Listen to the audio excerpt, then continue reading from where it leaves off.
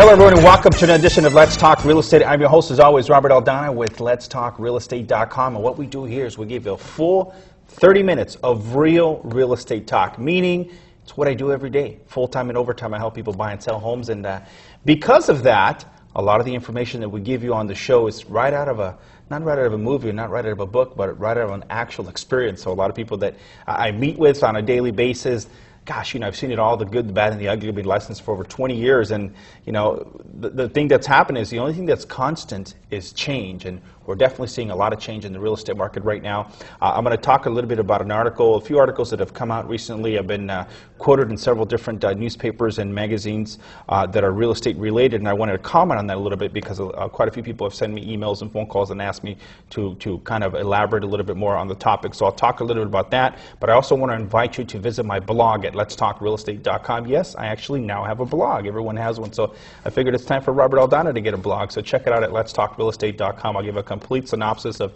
what's going on with the real estate market and much, much more. So we'll talk about that. We'll talk about the articles that have been coming out lately. Also talk about 7 steps to a credit makeover.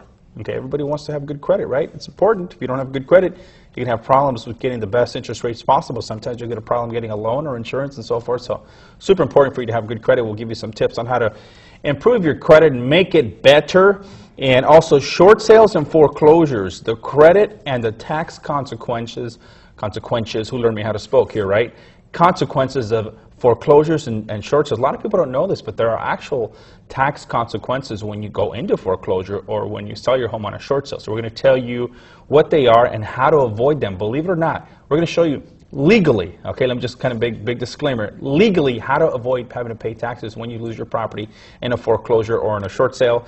And of course, we'll also talk about the benefits of home ownership and some refinancing and credit tips. Now, one thing that I will tell you is, if you watched our show before, is I'm a realtor, right? I'm licensed by the California Department of Real Estate to practice real estate, not as a CPA. So, of course, I'm not going to give you any CPA advice. The person who's going to do that is my guest here, Manuel Alvarez with Latino Taxes. How you doing, Manuel? Pretty good, Roberto. How are you doing? Good, good. I hope you're ready for showtime today, because we got a lot of stuff we're going to be talking about today, right? Indeed. Okay, awesome. And what's interesting, we'll get you to the short sale situation in a minute, but short sales are like a huge thing right now.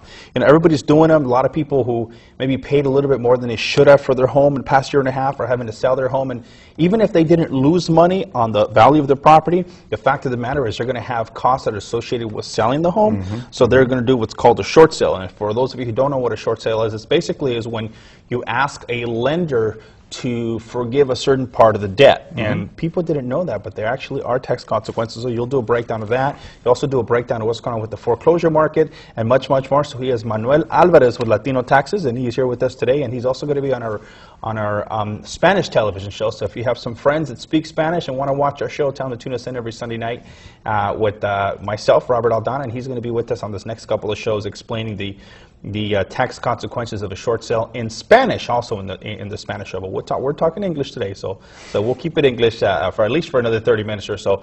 But Silicon Valley. First, let me go ahead and make a couple comments on this. I don't know, Manuel, if you've been reading the market and reading the papers and so forth, but there's a lot of different things that are going on right now. And what's interesting is that this is a market that I haven't seen in a long time, and I'll tell you why.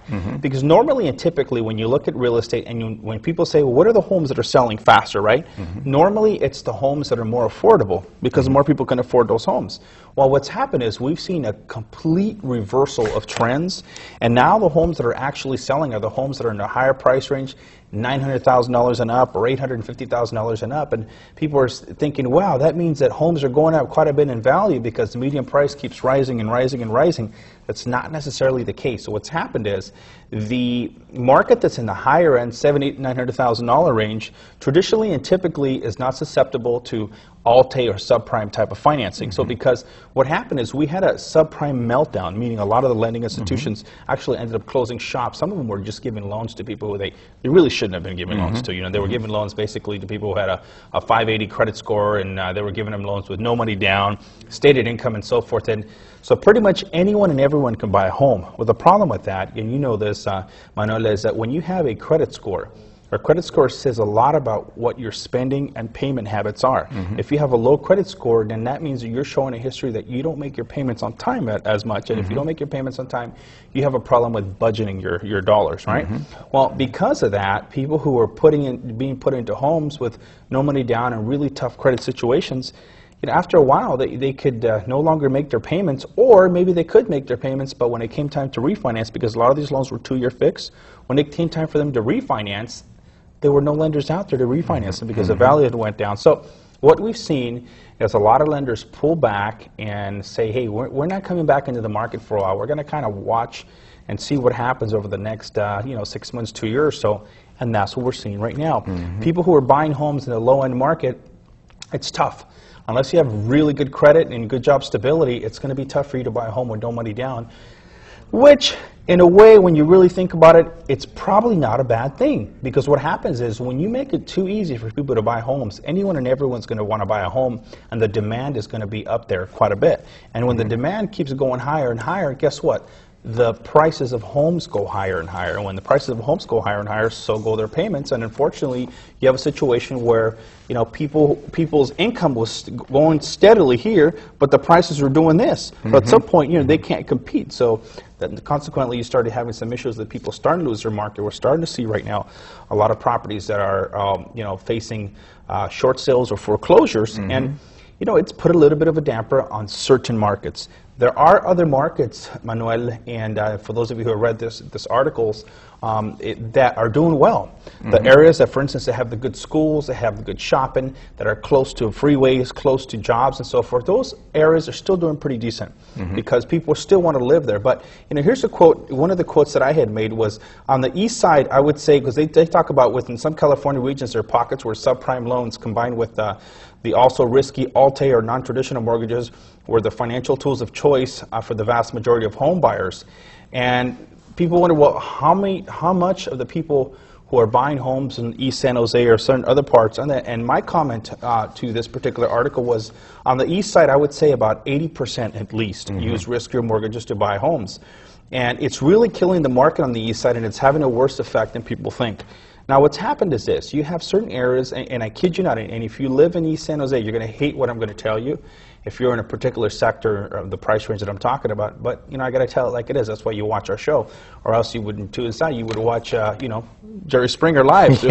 Get some unreal television there. But what happens is this. Homes that were $625,000 last year, you'll be lucky if you can get $565,000, $570,000 today.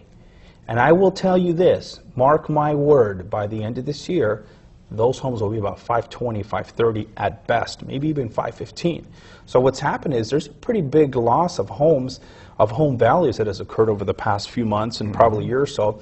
And my feeling, and actually the National Association of Realtors feels the same way, because I, kind of a little feedback and some stats that I've been reading say that we don't see the market turning around in these particular areas that I'm talking about for at least another year and a half. So I think what's going to happen is, if you really want to see how far certain areas are going to come down, again, location, folks, because some areas are doing great. But in the areas that are being hit hard right now, if you want to see how far they're going to come down, this is what you need to do. You need to figure out what the average family is making in that area. Okay, you multiply it by 55% to 60%, and whatever those payments are going to be, that's going to give you a good idea as to how low the prices are going to go. In other words, the values are going to have to come down to an area and price range where people who live in the area can afford to be homeowners.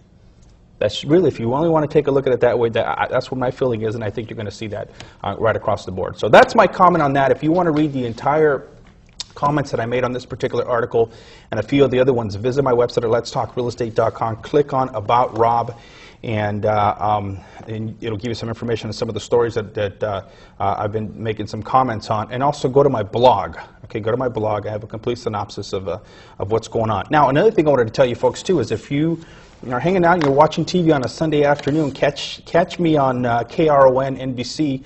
I'm on Sundays on Bay Area's Best of the Bay, believe it or not. I don't know why they would choose me, but Best of the Bay. Check it out on Sunday afternoons. I believe it's at 2 o'clock. For more information, visit my website at letstalkrealestate.com. Okay, let's talk a little bit about what's going on with the short sales and foreclosures, and if we have some time, Manuel, we'll come back to 7 steps to a credit score makeover. And if we don't come back,